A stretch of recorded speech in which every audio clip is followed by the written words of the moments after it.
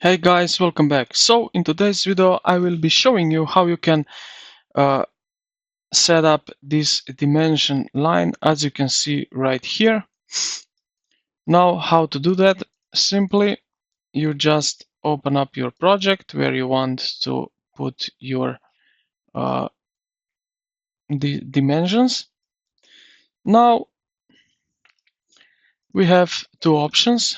So right here at the left side you will see this, and click on, we have aligned, linear, horizontal. So we can also use this one like so, as you can see. Also, you can just right click with your mouse, and here you will see which tools did you already use.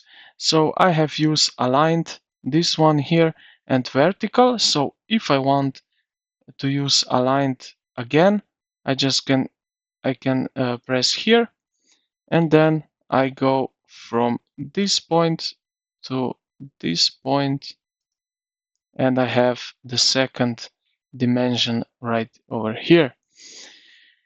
Again, you can go right here at the left side where this just one above modify, you have these options, and you can use whatever you want like so.